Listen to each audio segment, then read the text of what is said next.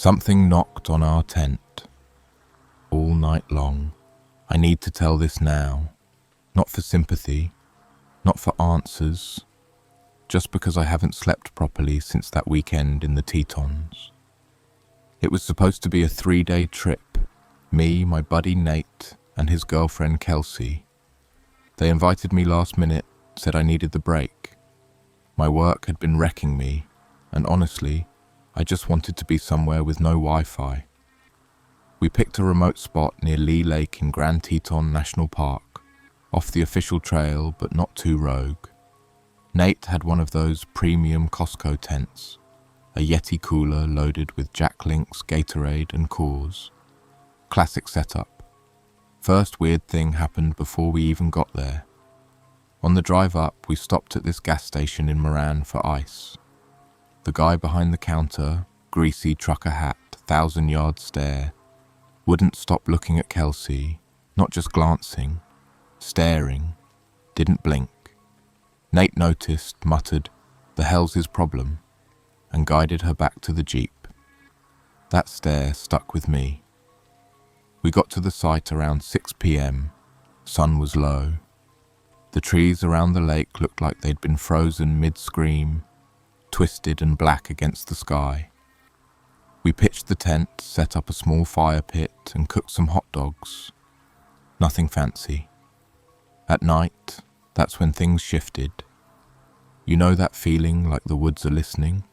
Like the air is too still? We were passing a flask when we heard it. Crunch. Slow, deliberate footsteps. Maybe 20 feet out. Just past where the firelight ended. Nate called out, "Yo, you lost?" No answer. Silence. Then retreating footsteps. Too quiet. Kelsey said, "Probably a deer," but we all knew better. Deer don't walk like that, and they don't freeze when you talk. We laughed it off. Dumb move. At around 2:30 a.m., I woke up to a noise that didn't belong.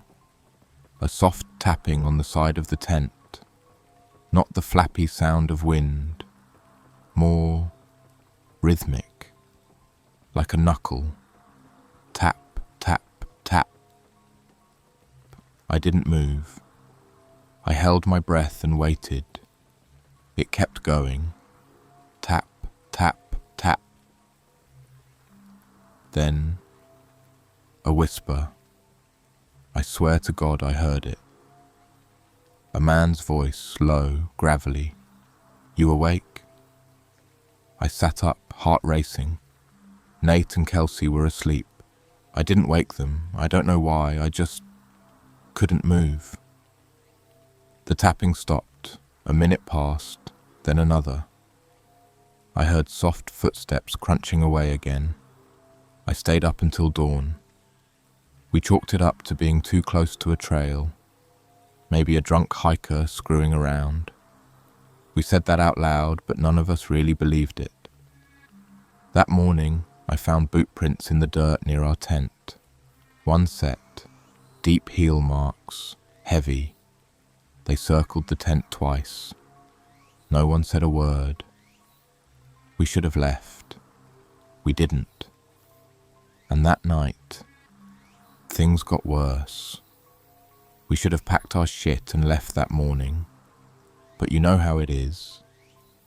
You convince yourself it's nothing. Rationalize it. Nate joked over oatmeal that it was probably some weirdo high off mushrooms trying to commune with nature. We all laughed too hard. Kelsey forced one of those smiles that doesn't touch the eyes. I didn't mention the whisper. We decided to hike to a nearby waterfall Nate had marked on all trails. A 6-mile loop. The plan was to burn some energy and shake off the creep vibes. But something felt off from the start. About 30 minutes in, we saw it. A red bandana tied around a pine tree. Odd, but not a huge deal. Hikers do that sometimes. Half a mile later, another one. Same color, same knot. Kelsey pointed it out this time. Maybe someone's marking their path, she offered. Nate shrugged, but I caught the glance he gave me. He was creeped out too. It got worse. The third bandana was tied lower, way lower. At ground level, half buried in leaves, like someone wanted us to see it only if we were paying real attention. I picked it up. It was damp, smelled like sweat and mildew. And there was something sticky on one corner, dark red. Kelsey said it was probably sap. I didn't correct her. We made it to the falls around noon, but none of us enjoyed it. There were no other hikers, no sounds even, no birds, no squirrels, just water pounding rocks and the occasional gust through the trees that made everything groan. We didn't stay long. Something was wrong out there, like the woods were holding their breath. Heading back, I realized the bandanas were gone. I swear to you, all three, gone. We didn't talk much after that. Got back to camp around 3 p.m, legs sore, faces pale. Nate started gathering wood for a bigger fire. I noticed he kept looking over his shoulder. Kelsey laid in the tent, scrolling through her phone, even though we had no service. I just sat on the cooler, watching the tree line. That's when I saw the shadow, just for a second, between two trees, maybe 50 feet out. A shape, human, still, watching. When I blinked, it was gone. I told Nate. We both grabbed the hatchet. We didn't tell Kelsey. That night we kept the fire blazing and sat outside way longer than we had the first night. By 11 p.m. we were out of things to talk about and the beer buzz had faded. The cold crept in. Eventually we all crawled into the tent. I laid there staring at the roof, listening to the fire crackle, trying to convince myself it was all paranoia. Then, just past 1 a.m, we heard it again. Not tapping this time, dragging, like someone was pulling a stick or something heavier across the back of our tent. Slow, deliberate. It circled once, then twice. Kelsey whimpered. Nate sat up and hissed, "Don't move." Then it stopped. Dead silence. I reached for my flashlight and unzipped the door as slow as I could. Nate followed. We peeked out into pitch black. Nothing. The fire was down to coals. No wind, no sounds. But the weirdest thing? Our boots were gone. All 3 pairs, we had lined them just outside the tent flap. They were just gone. We spent the rest of the night inside, whispering. Nate held the hatchet. I kept the flashlight in a death grip. Kelsey was curled up, shaking. When the sun came up, I got out and looked for the boots. I found mine 20 feet away, standing upright, toes pointed toward the tent, laces tied together like a joke. Kelsey's were in the tree, stuck on a branch 6 feet up, like they'd been thrown. Hers were filled with pebbles. Nate's. We never found his. That was the first night we seriously talked about whether we'd make it out of there at all. Nate didn't say a word when he realized his boots were gone. Just stood there barefoot in the dirt, jaw clenched so tight it looked like it hurt. The rest of us was shaking, cold, but his face had turned to stone. He grabbed a camp chair, threw it against a tree so hard the frame bent. Kelsey flinched. I just stared. He stormed off without saying where he was going. Probably just to blow off steam. That's what I told myself. But he took the hatchet with him. 10 minutes turned into 30. I started calling out. Nate? Nothing. I tried again. Still nothing. Kelsey was pacing now, chewing her thumbnail raw. "He's just mad," I said. "He'll come back." But I didn't believe it. I grabbed my boots and flashlight, told Kelsey to stay by the fire and wait. I retraced Nate's path, boots crunching the frosted underbrush. The trees felt tighter here, like the forest had closed in while we weren't looking. After about 100 yards, I found something. A piece of paper nailed to a tree. It was a page torn from a notebook. The edges were damp, but I could still read it. Just 5 words written in pencil, shaky and crooked. "Do you see it yet?" That's when I noticed the second nail, the one below it, and the small, bloody chunk of leather looped around it. A boot tongue. I turned around, called Nate's name loud enough to echo. That was a mistake, because something answered. Not Nate, something else. It mimicked my voice. Naate, drawn out, slurred, too slow, like a drunk person trying to speak underwater. The sound came from behind me, the way I'd just come, but no one had passed me. I ran. I don't even remember deciding to. My legs just took over.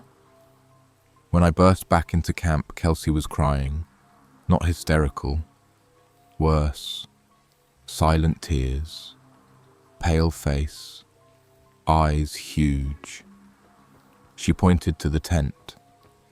I looked. There was something on the fabric, scratched in with something sharp, not deep enough to tear, but enough to be unmistakable. "You shouldn't have come." I didn't ask how long it had been there. I didn't want to know. We stayed outside the rest of the day, afraid to go into the tent. No cell signal, no boots for Nate, no Nate. We built a massive fire, gathered every dry branch we could find. I had my flashlight. Kelsey had a pocket knife she kept clutched like a crucifix. Around sunset, we started hearing things again. Whistles, short, high-pitched, not musical, not animal, like someone trying to get a dog's attention, but spaced out. 5 minutes later, another, from a different direction. Then again, closer. We didn't talk. We just sat, eyes locked, listening to the woods. Then came the scream. It was close, so much closer than anything before. A man's scream. But it wasn't Nate. I know his voice. This was rawer, like someone trying to make us think they were being hurt, but overdoing it, like acting. Wrong cadence, fake emotion. We didn't fall for it. We stayed by the fire, clutching each other like shipwreck survivors. Then the scream stopped mid-word, like someone had just cut the sound off. Dead silence. Then came the whistling again. Kelsey started whispering, "It's not real, it's not real, it's not," until I put my hand over her mouth, because something moved just outside the ring of firelight. I could see the shape, tall, standing still, right at the edge of visibility, no flashlight, no movement.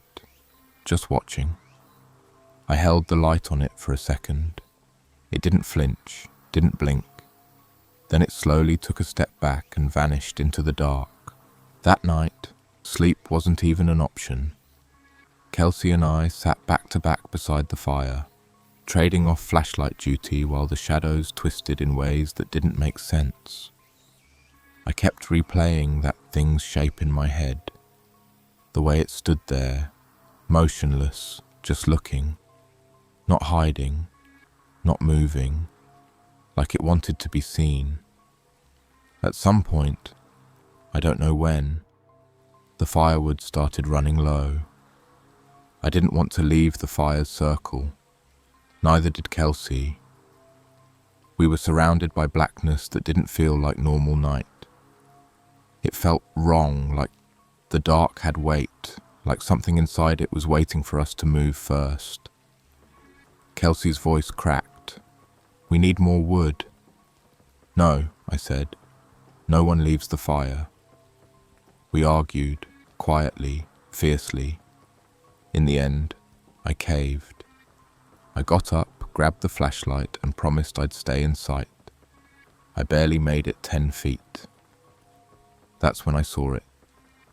A pile of stacked stones right there in our camp. I swear to God it hadn't been there before. Like a little grave mound. 8 stones perfectly balanced with something on top. A piece of cloth. I got closer. It was Nate's sock. And underneath, a clump of his hair. I gagged, dropped the flashlight. Kelsey screamed, not a full scream, more like a choked gasp. And I spun to see her backing away from the tent. "Something's in there," she whispered. I grabbed the light, pointed it at the tent, and froze. The fabric was moving. From the inside, slow, deliberate shifting, like someone adjusting their weight, or crawling. Kelsey started sobbing. I whispered her name, grabbed her arm, and started backing us both toward the trees. But not too far, just far enough to get a better angle. Then the tent zipper started moving. I still remember the sound. Not fast, not clumsy, like whoever was doing it wanted us to hear. I shined the flashlight. The zipper stopped halfway, nothing came out. We stood frozen for 5 full minutes. The tent didn't move again. When we finally got the courage to approach, carefully, stick in one hand, flashlight in the other, we unzipped it the rest of the way. Empty. Nothing. No one. Sleeping bags undisturbed. No signs of entry. But the air inside? Ice cold. Way colder than outside. Kelsey broke. She started begging to leave. Said we should just walk out, boots or not. She didn't care if her feet bled. I said no. Not at night. She looked at me like I'd killed her. That's when the voices started. Low, whispered, impossible to pinpoint, but unmistakably ours. Kelsey's voice, my voice, repeating words we'd said earlier, lines from our campfire conversation looped back at us in the wrong order. She started hyperventilating. I pulled her down behind a log. We shut the flashlight off. The voices stopped. Silence. Then footsteps.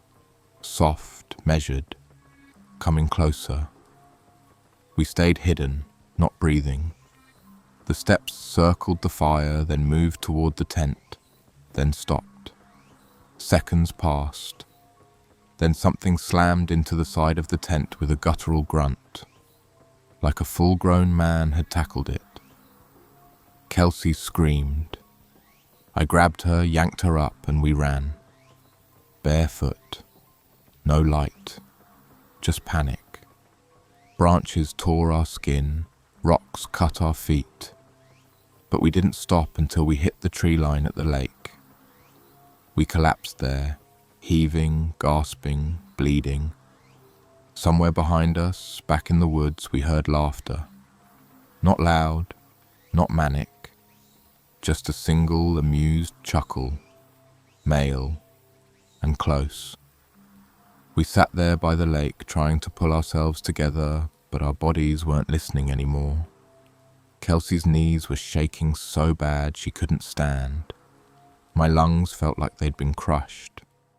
I was bleeding from somewhere, couldn't even tell where, and my vision kept going blurry at the edges. But we couldn't go back. That was clear. Whatever was out there wasn't trying to scare us. It was playing with us. We needed a plan. I remembered the ranger station, the one near the visitor center, but it was at least 8 miles from where we were, uphill, no marked trail from here, and we had no gear, just Kelsey's pocket knife, my flashlight with a dying battery, and the clothes on our backs. Still, we had no choice. We started walking around the lake's edge, using the moonlight to guide us. Every sound felt like a threat. Crickets, branches, even the wind felt staged. Too loud or too quiet, like someone was controlling the volume knob. Then, out of nowhere, Kelsey grabbed my arm. "Stop," she hissed. "Look." On the beach up ahead, silhouetted against the silver water, was a man, standing perfectly still, facing the lake. He didn't move, didn't look at us, just stood there. I raised the flashlight, trembling so bad I almost dropped it. The beam caught his back, a flannel shirt, torn at the collar, pants too short, no shoes. His head twitched slightly when the light hit him, but he didn't turn. Kelsey whispered, "Is that Nate?" It wasn't. I knew it wasn't. Then he spoke, but not to us, just into the air.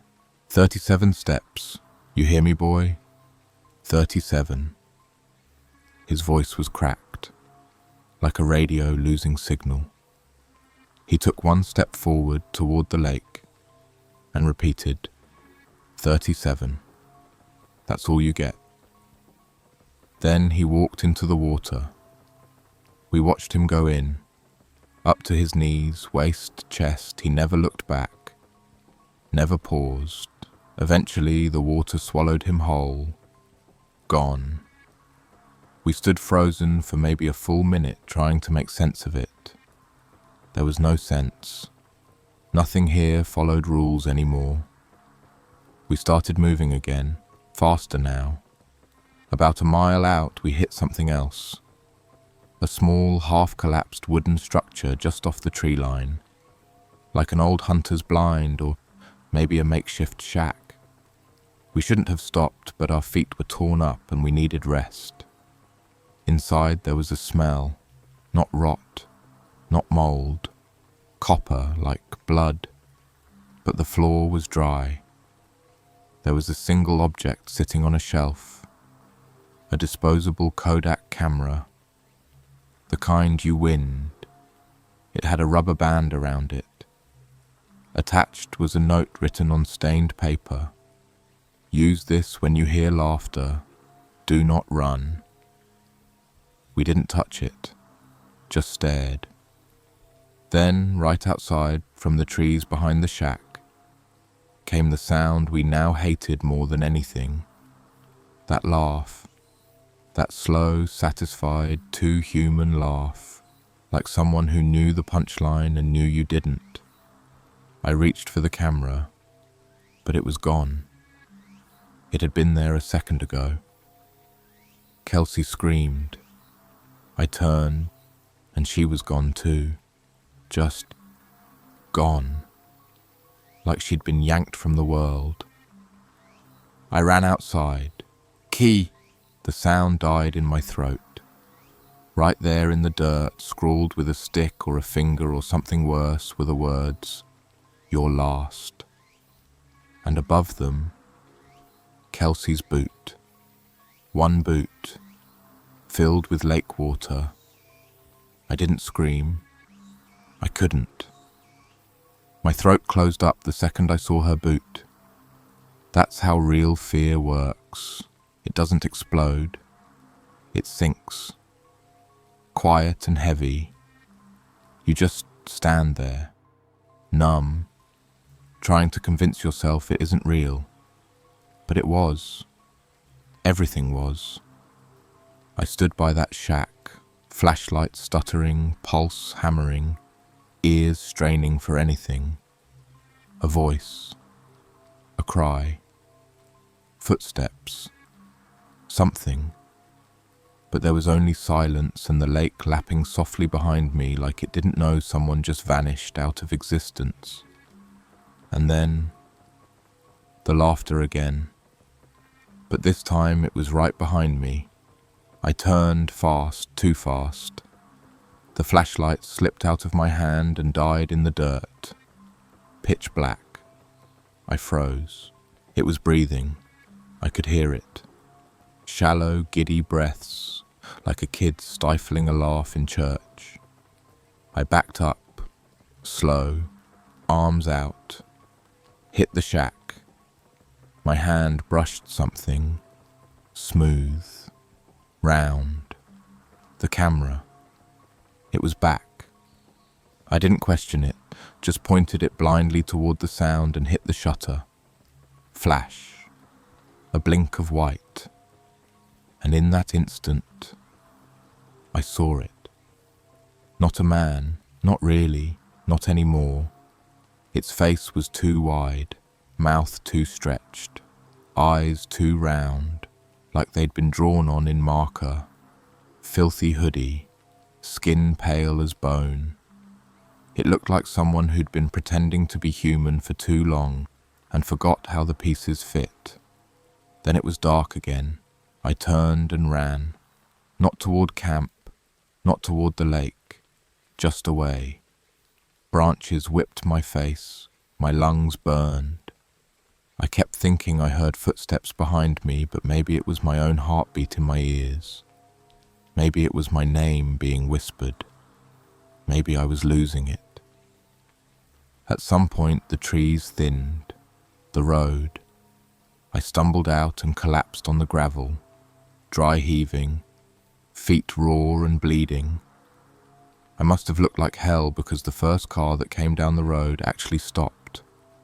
An old couple, confused, terrified. I didn't explain, couldn't. I just begged them to drive. They never found Nate, or Kelsey, or our camp. I told the rangers everything. Every awful, insane detail. They looked at me like I was either traumatized or unhinged. Probably both. Search and rescue found a flattened patch of dirt by the lake, some disturbed trees, but no evidence of a tent, no fire pit, no gear, nothing. The only thing they did find, one red bandana, tied to a low branch, blood on one corner. That was 3 months ago. Since then, I haven't gone near the woods. Can't sleep without every light on. Can't be in a tent or near lakes or hear laughter without shaking. Sometimes, at night, I swear I hear tapping, like a knuckle. 3 soft knocks just outside my window. And sometimes I see flashes, like a disposable camera going off. For no reason. I haven't developed them. I won't. Because deep down, I know exactly what they'll show. The end.